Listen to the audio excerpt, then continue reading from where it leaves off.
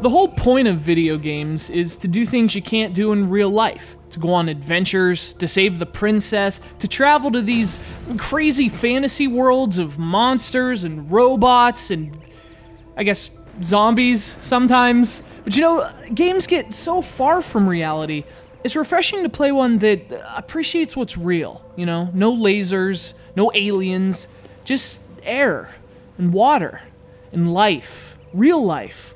Sometimes nothing's more interesting than reality.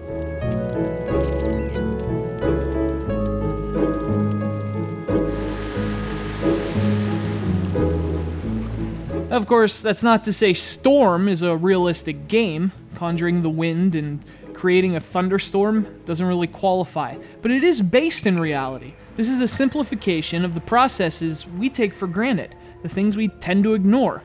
We may not have dragons, but the world's a pretty cool place, and a game like this reminds you of that, as well as providing a relaxing contrast to what you were probably playing before.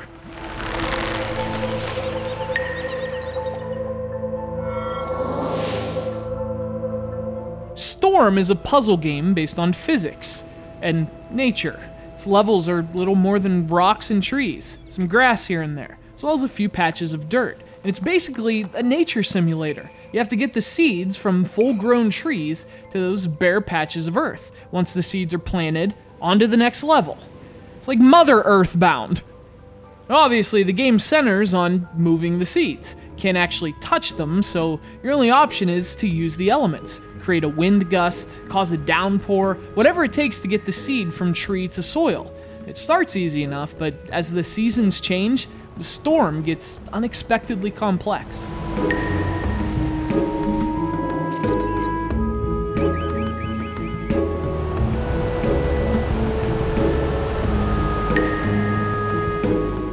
So it works like this. You start with one seed-bearing tree and limited elements. Generally, there's no way you're getting that seed to the dirt without getting more elements, which are scattered around the stage. There are wind orbs, rain orbs, lightning orbs, and you need all of them to move the seeds.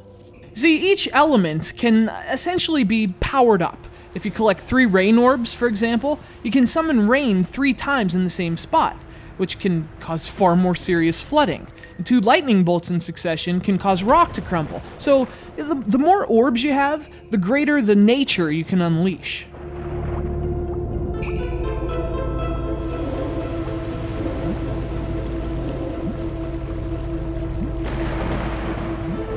I love almost everything about this game, but specifically its tone. It's really just an aesthetic treat. It looks beautiful, the music's fantastic.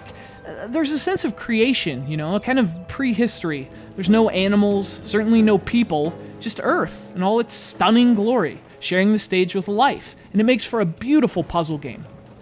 Of course, like life itself, Storm is far from perfect. Some of the puzzles get a little frustrating when they become less about strategy than performance. So you might have the right idea, but you still have to do it. Eventually, timing becomes almost as important as puzzle solving. Hit the right jump, destroy the right obstacles.